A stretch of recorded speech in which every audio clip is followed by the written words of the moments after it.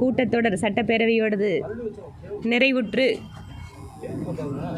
தொகுதியினுடைய பல்வேறு வளர்ச்சி பணிகளை தொடர்ச்சியாக நடத்திடவும் சில பணிகளை எல்லாம் துவக்கி வைப்பதுமாக இன்று கோவை தெற்கு தொகுதியில் நம்முடைய இந்திய அரசினுடைய பெட்ரோலியத்துறை அமைச்சகத்தின் ONGC நிறுவனத்தினுடைய சமூக பங்களிப்பு திட்டம் CSR நிதியின் கீழாக தெற்கு தொகுதியில் மட்டும் இன்று 7 புதிய நவீன அங்கன்வாடி மையங்களை திறந்து வைத்திருக்கிறோம். இதற்காக முதலில் பிரதமர் நரேந்திர மோடி அவர்களுக்கும் மத்திய அமைச்சர் திரு ஹர்தீப் சிங் பூரி அவர்களுக்கும் பாரதிய ஜனதா கட்சி கோவை மாநகர் மாவட்டத்தின் சார்பாக நன்றிகளை தெரிவித்துக் கொள்கிறோம். வழக்கமாக சட்டப்பேரவை உறுப்பினர் தொகுதி மேம்பாட்டு நிதியிலிருந்து பல்வேறு உள்கட்டமைப்பு வசதிகளை தொகுதியில் ஏற்படுத்தினாலும் கூட குறைவான காலத்திற்குள்ளாக மக்களுடைய எதிர்பார்ப்புகளை தேவைகளை நிறைவேற்றுவதற்கு அது போதுமானதாக இல்லை. அதனால் இதற்கு முன்பாகவே CSR நிதியுதவியோடு பல்வேறு முயற்சிகளை இந்த தொகுதியில் நான் ஏற்கனவே நடத்தி கொண்டிருக்கிறேன். அது குழந்தைகளுக்கு பால் வழங்குகின்ற திட்டம், இளம் பெண்களுக்கு சானிட்டரி நாப்கின் வழங்குகின்ற திட்டம், கோயில்களுக்கு எண்ணெய் வழங்குகின்ற திட்டம் என்று பல்வேறு எங்களுடைய முன்னெடுப்புகள் இருந்தாலும் கூட அங்கன்வாடி மையங்களுக்கு தெற்கு தொகுதியில் மிகுந்த முக்கியத்துவம் கொடுத்து கொண்டிருக்கிறோம். பெண்களும் குழந்தைகளும் இந்த சமுதாயத்தினுடைய மிக முக்கியமான அங்கமாக நாங்கள் பார்க்கிறோம். பெண்களுடைய உரிமை, சுதந்திரம், பாதுகாப்பு எப்படி முக்கியமோ அதே போல அவர்கள் கர்ப்பிணி காலத்திலேயும் சரி, குழந்தைகளுக்கு பாலூட்டுகின்ற நேரத்திலேயும் சரி, அதற்கு பின்பாக குழந்தைகளுடைய இளமை காலத்தில் கவனிப்பதிலேயும் மகளிருடைய ஆரோக்கியம் என்பது மிக முக்கியமான பங்கு வகிக்கிறது ஒரு வளர்ச்சியடைந்த சமூகத்தில்.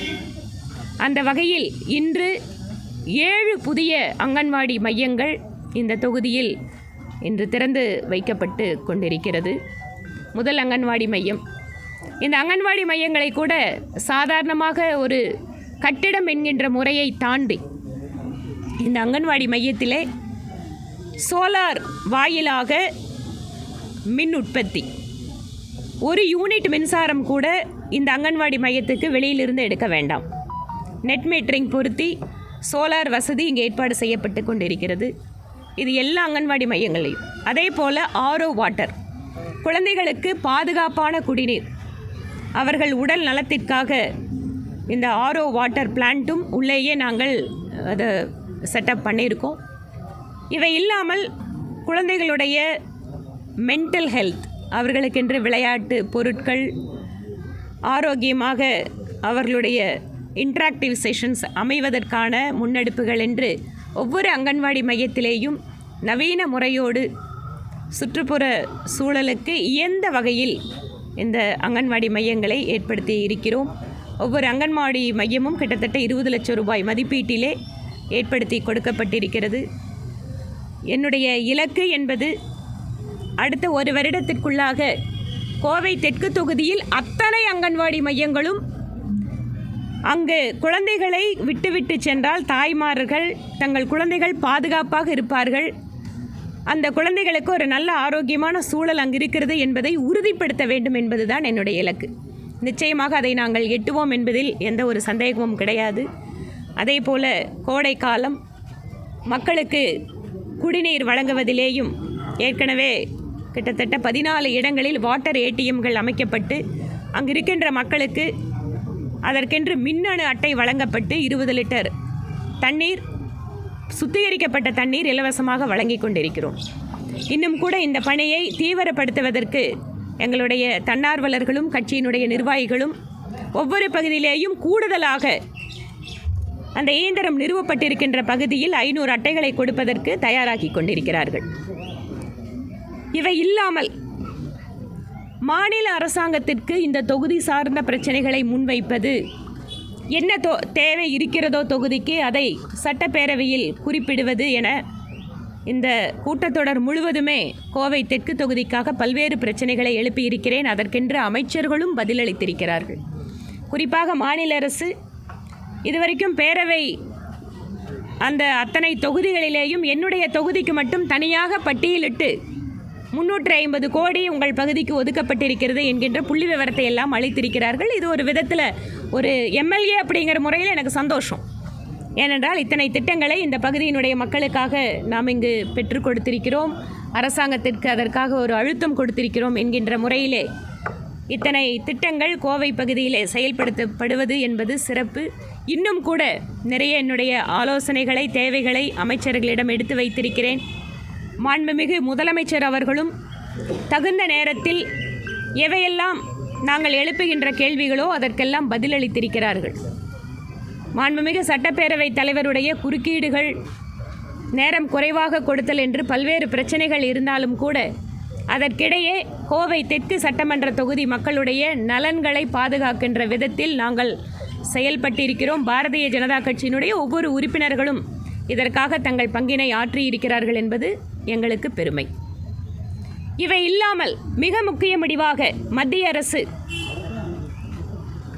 மக்கள் தொகை கணக்கெடுப்பிலே நம்முடைய ஒவ்வொரு பகுதியை சார்ந்த மக்களுடைய நீண்ட நாள் கோரிக்கை மற்றும் சமுதாயத்தினுடைய ஒருங்கிணைந்த வளர்ச்சி,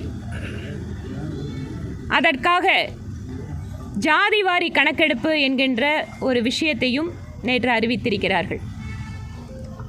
இதன் வாயிலாக தமிழகம் மட்டுமல்ல பல்வேறு மாநிலங்களில் மக்கள் தொகை கணக்கெடுப்பின் போதே அவர்கள் சார்ந்திருக்கின்ற சமுதாயத்தை பற்றிய கணக்கெடுப்பின் வாயிலாக வரக்கூடிய காலத்தில் இன்னும் கூட மேம்பட்ட வகையிலே அவர்கள் வளர்ச்சிக்கு திட்டங்களை வகுக்க முடியும் என பாரதிய ஜனதா கட்சி நம்புகிறது. பிற்படுத்தப்பட்ட, மிகவும் பிற்படுத்தப்பட்ட பட்டியலின பழங்குடி மக்களுடைய நலனை எப்போதுமே பிரதானமாக வைத்திருப்பவர் பிரதமர் மோடி அவர்கள். கடந்த 12 வருடங்களாக இதுவரை இல்லாத அளவிற்கு அதிகமான ஓபிசி சமூகத்தினர் அமைச்சரானது, ஓபிசி நேஷனல் கமிஷனுக்கு சட்டப்பூர்வ அந்தஸ்தை கொடுத்தது, அதிகமாக பட்டியலின பழங்குடி மக்களுக்கான வளர்ச்சி திட்டங்களை செயல்படுத்தியது. குறிப்பாக இந்த சமூகத்தை சார்ந்த மக்கள்தான் அதிகமாக வறுமை கோட்டிற்கு கீழாக இருந்தார்கள்.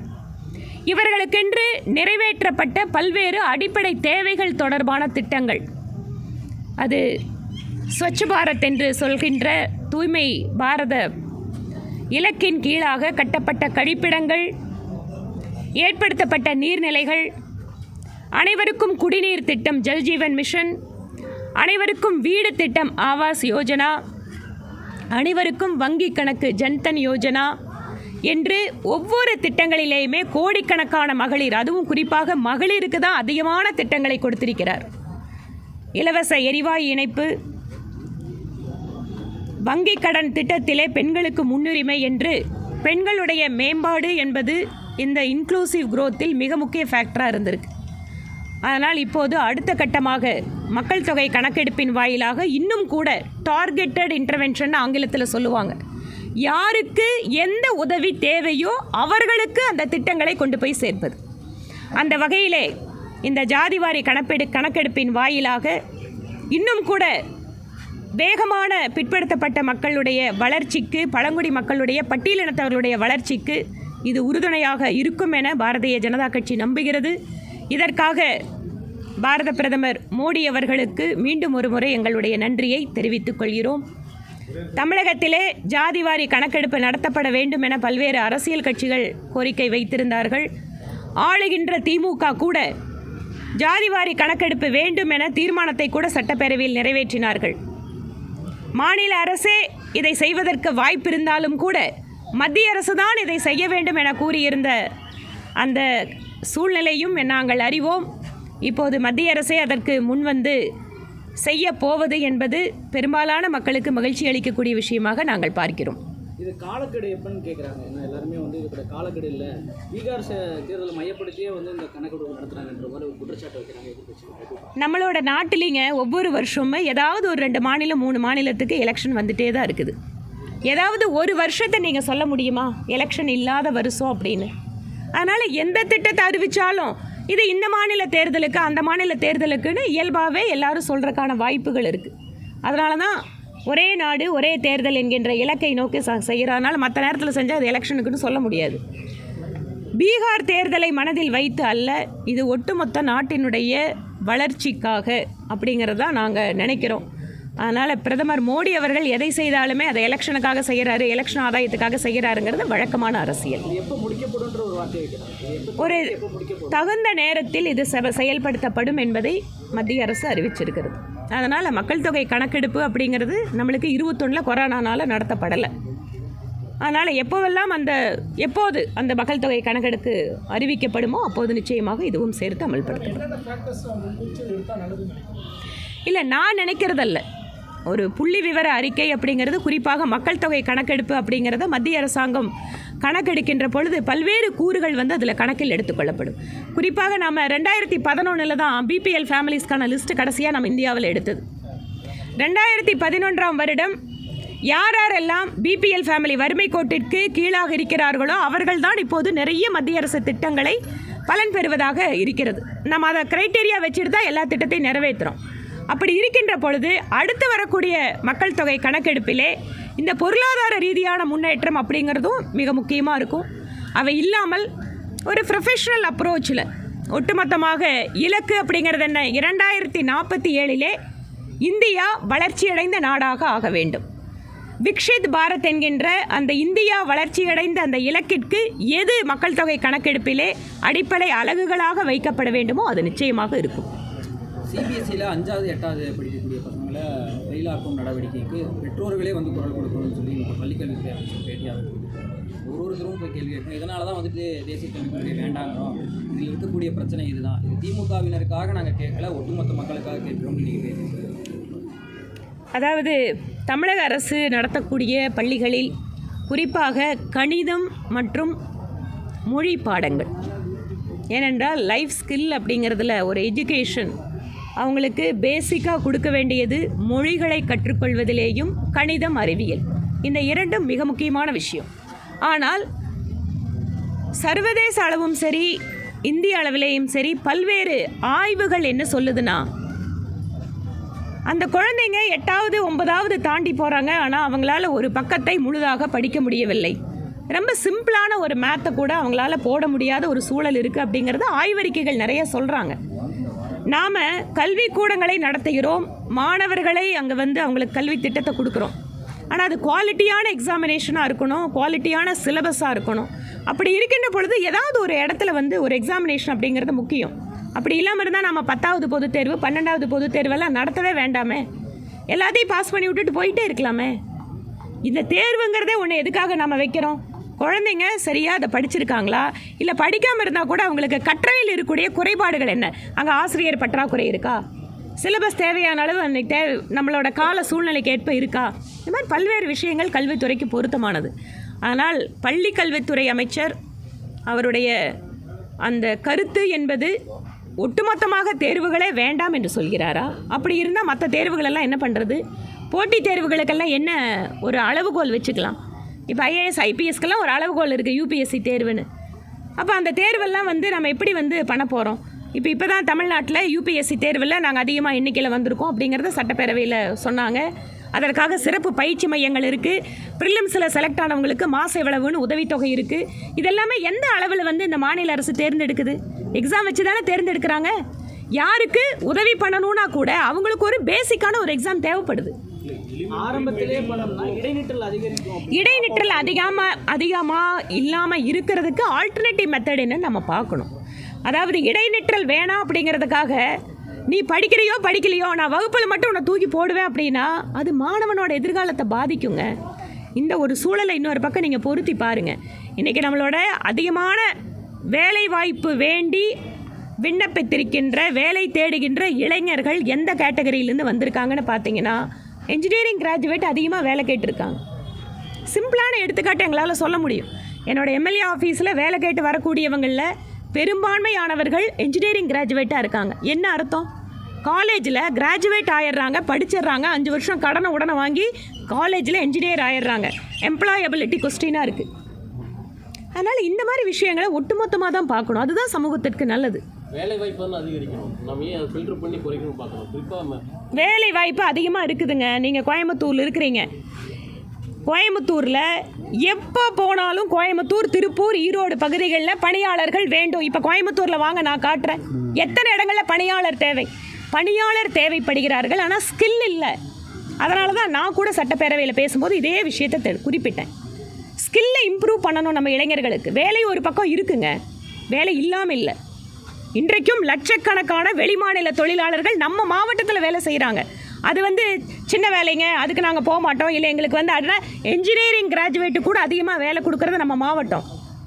ஆனால் இப்போவும் தேவைப்படக்கூடிய ஸ்கில்லோட ஆட்கள் இல்லை. இது ஒரு பெரிய கேப் இருக்குது. இதை நம்ம ஃபில் பண்ணி ஆகணும். இப்போ இடைநிற்றலுக்கான ஆல்டர்னேட்டிவ் சொன்னீங்க, அது இல்லாமலே எப்படி இது இம்ப்ளிமெண்ட் பண்ணுவீங்க? இடைநிற்றல் அப்படிங்கிறது இது ஒரு நீங்கள் கம்ப்ளீட் எஜுகேஷன் சிஸ்டத்தை இந்த ப்ரெஸ் மீட்டில் டிஸ்கஸ் பண்ணணுன்னு எதிர்பார்க்குறீங்க. இடைநிற்றலும் இல்லாமல் இருக்கணும். அதே சமயம் அந்த குழந்தைங்களுக்கு நல்ல எஜுகேஷனும் கிடைக்கணும். அரசாங்கத்தை நினச்சா அதை பண்ண முடியும். நான் அதனால தான் சொல்கிறேன், இடைநிற்றல் இருக்குதுங்கிறதுக்காக நீங்கள் குழந்தைங்க படிக்கவே முடியாத குழந்தைங்களை தூக்கி கிளாஸில் போட்டிருந்தீங்கன்னா என்ன நடக்கும்? ஸ்கில் டெவலப்மெண்ட்டுக்கு பேசலாம், ஹையர் செகண்டரி ஸ்டூடெண்ட்ஸ்க்கு வைக்கலாம் எக்ஸாம். ஒன்றும் சின்ன மழலைகளுக்கு நீங்கள் ஸ்டாண்டர்ட் ஸ்டூடெண்ட்ஸுக்கு அந்த அடுத்த ஏங்க மழலைகளுக்கு அவங்க என்ன சொல்லி கொடுத்துருக்காங்களோ அதுதாங்க கேட்குறாங்க. நீங்கள் எல்கேஜிக்கு நல்ல ஸ்கூலில் குழந்தைகளை கூட்டிகிட்டு போகிறீங்க. ஓகே, இன்றைக்கி என்ன ஆச்சு? அரசாங்க பள்ளிக்கூடங்களோட சேர்க்கை குறைஞ்சிட்டே வருது. எல்லோரும் ப்ரைவேட் ஸ்கூலில் போகக்கூடிய சூழல் தமிழ்நாட்டில் உருவாகிட்டு வருது. அப்போ ப்ரைவேட் ஸ்கூலில் அவங்களோட எல்கேஜி அட்மிஷன் போகும்போது குழந்தைகிட்ட உன் பேர் என்னன்னு கேட்டால் சொல்லணும். இது என்ன எக்கனாமிக் இதில் இல்லைங்க. இல்லை, நான் என்ன சொல்கிறேன், நீங்கள் அரசாங்க பள்ளி குழந்தைகள் கூட குறைஞ்சபட்சம் நீங்கள் கொடுக்குற எஜுகேஷன் அவங்க அடுத்த கட்டத்துக்கு போகிறதா இருக்கணுங்க. அந்த கவலையோட அக்கறையோடு நம்ம பார்க்கணும். இந்தியாவில் தமிழ்நாடு கவர்மெண்ட் ஸ்கூல் மற்றதை விட கம்மியாக நினைக்கிறீங்களா? நான் அதனால தான் சொல்கிறேன், don't compare Tamil Nadu state with other Indian state, particularly north Indian state. கிட்டத்தட்ட 40 வருஷம் பின்தங்கிய மாநிலங்கள் அதெல்லாம் இப்போ தான் வளர்ச்சி அடைஞ்சிட்டு வருது. அதனால் அதில் பெருமை பேசுறதுக்கு நம்ம ஒன்றும் இல்லை. நாம் எப்படிப்பட்டவங்க, நம்மளோட ஸ்கூல்ஸை ஒவ்வொரு பிளாக்லேயும் 40 வருஷத்துக்கு முன்னாடியே உருவாக்கின தமிழ்நாடு. இந்த சர்டிபிகேட்டை வாங்கி என்னங்க பண்ண போறீங்க? ஏங்க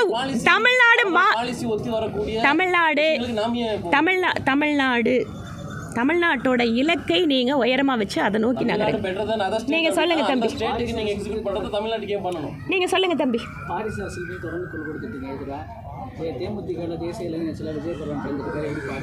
அதாவது ஒவ்வொரு அரசியல் கட்சிகளுமே எது ஒரு குறிப்பிட்ட தலைவர், ஒரு குறிப்பிட்ட குடும்பம் அப்படின்னு இருக்கிறத நாங்கள் பேசிகிட்டே தான் இருக்கோம்.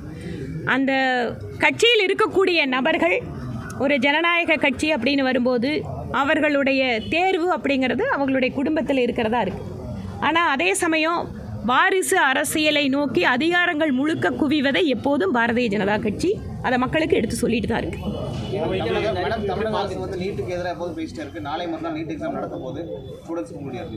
தமிழ்நாட்டில் இருக்கக்கூடிய பெற்றோர்கள், நீட் எக்ஸாம் எழுதக்கூடிய மாணவர்கள் ஒவ்வொரு வருஷமே தமிழ்நாட்டில் அதிகரிச்சுட்டே வராங்க. என்ன அர்த்தம்? நீட் எக்ஸாமினேஷனை இன்று குழந்தைகள் ஏற்றுக்கொள்ள ஆரம்பித்து விட்டார்கள். ரெண்டாவது, தேர்ச்சி விகிதம். நீட் எக்ஸாமில் தேர்ச்சி விகிதம் என்பதும் தமிழ்நாட்டில் நல்லா இருக்குது. ஆக இன்னைக்கு நீட் அப்படிங்கிறத சமுதாயத்தில் எல்லாரும் ஏற்றுட்டாங்க. இன்னொரு முக்கியமான ஒரு பாயிண்ட் இதில் என்னென்னா, சாதாரணமாக இருக்கக்கூடிய அரசு பள்ளி மாணவர்கள், ஏழை விவசாயிகள், குடிசையில் வசிக்கின்ற குழந்தைகள், மருத்துவமனைக்கு செல்வதற்கு கூட தயங்குகின்ற கால்கள் இன்று மருத்துவராக தங்கள் குழந்தைகளை பார்க்கின்ற சூழலை நீட் உருவாக்கி இருக்கிறது. அதனால் நீட் என்பது தமிழகத்தில் இப்போது அனைவராலும் ஏற்றுக்கொள்ளப்பட்ட ஒன்றாக இருக்கிறது. இது திமுகவுக்கும் கூட்டணி கட்சிகளுக்கு மட்டும்தான் அரசியல் பிரச்சனை, மற்றபடி இது மக்களுக்கான பிரச்சனை இல்லை. உங்களோட கேள்விகள் முடிஞ்சது சார். வேற யாராவது புதுசாக கேட்குறவங்களுக்கு சொல்லுங்க. சொல்லுங்க தம்பி. கோவை மாவட்டத்திற்கு மீண்டும் பொறுப்பு அமைச்சர் இல்லாத ஒரு நிலை வந்திருக்கு. இதை பற்றி யோசிக்க வேண்டியது திமுக. ஏனென்றால் இல்லை, இது கோயம்புத்தூருக்கான பொறுப்பு அமைச்சர் மட்டும் இல்லைங்க. நம்முடைய மரியாதைக்குரிய முதலமைச்சர் அவர்கள் தன்னுடைய அமைச்சரவை சகாக்களை மாற்றிக்கொண்டே இருக்கக்கூடிய சூழல் வரும் காலத்தில் இன்னும் அதிகமாக நடக்கும். அடுத்து வரக்கூடிய சட்டமன்ற தேர்தலுக்கு முன்பாக தமிழக அமைச்சரவையில் இருக்கின்ற எத்தனை அமைச்சர்கள் அவர்கள் அமைச்சருங்கிற அடைமொழி இல்லாமல் மக்களை சந்திக்க போகிறாங்க, இல்லை மக்களையே சந்திக்க முடியாத சூழல் வருமானு பாருங்கள் ஒரு வருஷத்தில். நாங்கள் வார்னிங்கும் சொல்லலை, த்ரெட்டனிங்கும் பண்ணல. நீங்கள் செஞ்ச செயல்களுடைய விளைவை நீங்கள் விரைவில் பார்க்க போகிறீர்கள் அப்படிங்கிறதான் எங்களோட கருத்து. நாங்கள் யாருங்க த்ரெட்டன் பண்ணுறக்கு, நாங்கள் யாருங்க வார்னிங் பண்ணுறக்கு? நாங்கள் மக்கள்கிட்ட அவேர்னஸ் கிரியேட் பண்ணுறோம், விழிப்புணர்வு உருவாக்குறோம். பாருங்கள், திமுக அமைச்சரவையில் எத்தனை பேர் வழக்குகளில் சம்மந்தப்பட்டிருக்கவங்க, தண்டனை பெற்றவங்க, எத்தனை பேர்த்து மேலே ரெய்டு நடந்துட்டு இருக்கு. அதனால முதல்வர் சொல்றாங்க பாஜகவோட துணை அமைப்பு இடி ஐடி அப்படிங்கிறாங்க. இது என்ன இப்பவா சொல்றாங்க? அவங்க மேல வந்தா மட்டும் அது பாஜக துணை, இப்ப வேற யாராவது வேலை பண்ணா? அதிமுக அமைச்சருடைய வழக்குகள்லாம் நிறைய முடித்து வைக்கப்பட்டிருக்குது. அது மேல இப்ப நடவடிக்கை எடுக்காம திமுக அமைச்சருடைய பழிவாங்க. இந்த ஒவ்வொரு வழக்குமே அவங்கவங்க நீதிமன்றத்தை சந்திக்கிறாங்க, நீதிமன்றத்தில் அவங்களோட தரப்பை சொல்றாங்க. திமுக அமைச்சர்களும் நீதிமன்றத்தின் வாயில என்ன நீதி இருக்குதோ வாங்கட்டும். நாங்க யாராவது நீதிமன்றத்துக்கு போக வேண்டாம் எங்க தடுக்கிறோமா? நீதிமன்றத்துக்கு போனால் தான் தெளிவாக சொல்கிறாங்களே, நீங்கள் இத்தனை குற்றம் பண்ணியிருக்கீங்க, இதுக்கு பதில் சொல்லுங்கன்னு தான் கேட்குறாங்களே. சிறுவாணி தண்ணி போல ஆட்சி அமைப்போம் அப்படின்னு சொல்லி கோவை வந்து விஜய் சொல்லிட்டு போயிருக்காரு. கோவையில் இந்த கூட்டத்தை எப்படி பார்க்குறீங்க? பல்வேறு பாசிட்டிவான சோஷியல் மீடியாவில் பாசிட்டிவான சிறுவாணி தண்ணின்னு சொல்லி நிறைய ஃபாலோ பண்ணி நிறைய இடங்கள் ஏற்படுச்சுன்னு சொல்லப்படுது. எப்படி பார்க்குறீங்க? நீங்கள் எல்லாம் தான் கூட இருந்தால் இன்றைக்கி பார்த்தீங்க, எப்படி போய் வீடியோவை கவர் பண்ணீங்க, எப்படி செய்தி சேகரிச்சிங்கன்னு நீங்களும் பார்த்துருப்பீங்க. ஒரு அரசியல் கட்சி, அதுவும் குறிப்பாக ஒரு சினிமா பின்புலத்தோடு வரக்கூடிய நபர் அப்படிங்கிறது நேச்சுரலாகவே எல்லாத்துக்கும் ஒரு சினிமா நடிகர் வரும்போது பார்க்குறக்கு அப்படிங்கிறது ஆர்வம் இருக்கும். இன்னும் டைம் இருக்குது. ஒரு அரசியல் கட்சியாக எப்படி அவர்கள் மக்கள் பிரச்சனையை எடுக்கிறார்கள், உள்ளூர் மக்களுடைய குரலை அவர்கள் எப்படி பிரதிபலிக்கிறார்கள் அப்படிங்கிறதெல்லாம் ஒரு அரசியல் கட்சிக்கு அடிப்படை. அதனால் வரக்கூடிய காலத்தில் அதை பார்ப்போம். ஈரோட்டில் மறுபடியும் சிவகிரியில் பகுதியில் மைதான பகுதியில் தோட்டத்தில் கொலை செய்யப்பட்டிருக்காங்க. ஈரோட்டு மாவட்டத்தில் சிவகிரிங்கிற இடத்துல தோட்டத்துக்குள்ள வயதான தம்பதியினர் கொலை பண்ணியிருக்காங்க. ஒவ்வொரு நாளும் சட்டம் ஒழுங்கு தொடர்பாக இந்த படுகொலைகள், பெண்களுக்கு எதிரான குற்றங்கள், குழந்தைகளுக்கு எதிரானது, போதைப் பொருட்களுடைய நடமாட்டம், இவை எல்லாமே தமிழகத்தில் அதிகரித்து இருக்கிறது என்பதை சட்டப்பேரவையிலே அவர்கள் கொடுத்திருக்கின்ற அறிக்கையே சொல்கிறது. ஆனால் நாங்கள் இதை சொன்னோன்னா, இல்லை நீங்கள் அப்படியெல்லாம் எதுவுமே இல்லை, நீங்கள் மக்களுக்கு விழிப்புணர்வு அதிகமாகிடுச்சு அதனால் கேஸுக்கு வராங்கன்னு சொல்கிறாங்க. இது என்னங்க பதில்? இது மக்களுக்கு விழிப்புணர்வு அதிகனால அதிகமாக க்ரைம் நடக்குமா? எஸ், நீங்கள் பெண்களுக்கு எதிரான குற்றங்களில், குறிப்பாக பாலியல் பலாத்கார வழக்குகளில் இந்த நீங்கள் சொல்கிற ஃபேக்டர் ஓகே. ஏன்னா அதிகமாக அந்த குற்றத்தை சொல்கிறதுக்கு வரமாட்டாங்க. ஆனால் சாதாரணமாக நடக்கக்கூடிய கொலை கொள்ளைகள் இவையெல்லாம் எப்படி அவேர்னஸ்னால் வரும், இது நடக்கிறதால வருது. அதனால் ஒவ்வொரு நாளும் நீங்களே செய்தி சேகரிக்கும் போது பார்க்குறீங்க எத்தனை குற்றச் செயல்கள் நடக்குது. குறிப்பாக தனியாக இருக்கின்ற முதியவர்களை குறிவைத்து அவர்கள் கொல்லப்படுவது, பணத்திற்காக நகைகளுக்காக கொலை நடப்பது, செயின் திருட்டு, இவையெல்லாம் இன்றைக்கி அதிகரித்து கொண்டு தான் இருக்கிறது. அரசாங்கம் இதை தகுந்த நடவடிக்கை எடுக்க வேணும். குறிப்பாக போதைப் பொருள் தொடர்பாக எல்லாத்தோட கவலை இருக்குது. இளைஞர்கள் இன்றைக்கி சர்வசாதாரணமாக போதைப் புழக்கத்தில் இருக்கிறாங்க. ஆமாங்க, யார் இருந்தாலும் தப்பு செஞ்சாலும் அதை அரெஸ்ட் பண்ணணும், கண்காணிக்கணும். எங்கேருந்து வந்தாலும், வடமாநிலம் மட்டும் இல்லைங்க, பக்கத்தில் வெளிநாடுகள்லேருந்து கூட வருது. வெளிநாடுகள்லேருந்து வரவங்களையும் கவனிக்கணும். நன்றிங்க. தேசத்தில் நட்டா வராரு, கூட்டணி ஆட்சி தொடர்பாகவோ இல்லை கூட்டணி குறித்து பேசுறதுக்கான வாய்ப்புகள் இருக்கா? கூட்டணி தொடர்பாக ஏற்கனவே மத்திய உள்துறை அமைச்சர் அறிவிச்சிட்டாரு. அதனால் அதில் எந்த ஒரு குழப்பமும் யாருக்கும் இல்லை. நீங்கள் என்டிஏ வரும்போது ஒவ்வொன்றா சொல்லுவோம் உங்களுக்கு. எங்ககிட்ட வரும்போதெல்லாம் நாங்கள் எப்பெல்லாம் வெளிப்படையாக அறிவிக்கிறோமோ அப்போ அறிவிப்போம். கோவையில் பாஜக 5 சீட்டுங்கிறாங்க. இங்கே பாருங்கள், கூட்டணி விவகாரத்தை பொறுத்த வரைக்கும் கூட்டணி அமைச்சாச்சு. எந்த தொகுதி, எத்தனை தொகுதி, யார் வேட்பாளர்கள் அப்படிங்கிற கேள்விகளுக்கெல்லாம் நாங்கள் பதிலளிக்க முடியாது. இதை முடிவு செய்ய வேண்டியது தேசிய தலைமை. தேசிய தலைமை என்ன சொல்லுதோ அதை கேட்டு நடக்கிறது தாங்க எங்கள் கட்சியினுடைய ஒவ்வொரு தொண்டர்களுக்கும் இடப்பட்டிருக்கக்கூடிய ஒரு கடமை. ஒரு கட்சின்னு அப்படி தானே இருக்கணும். என்ன கருத்து வேறுபாடுகள் இருக்கோ கட்சியினுடைய உள்ளரங்களை பேசுறதுக்கு எல்லாத்துக்கும் வாய்ப்பு இருக்குது. ஆனால் கட்சி ஒரு முடிவெடுத்து விட்டால், தேசிய தலைமை முடிவெடுத்து விட்டால், அந்த முடிவினை அமல்படுத்துவது என்பதுதான் கட்சியினுடைய ஒவ்வொரு தொண்டர்களுடைய ஒரு பொறுப்பாக இருக்க வேண்டும் என்பது என்னோட கருத்து. அதாங்க, சாதிவாரி கணக்கெடுப்பு இத்தனை நாள் தமிழ்நாட்டில் நீங்கள் நடத்துங்கன்னா அதை நடத்தலை. ஆனால் மத்திய அரசு அறிவிச்சோன்னே நான் போய் உடனே அது என்னால் தான் அப்படின்னு சொல்கிறது, அது யாரோ கஷ்டப்பட்டு குழந்தைய கொண்டு வந்து கொடுத்தா பேர் வைக்கிறதுல என்னங்க கஷ்டம்?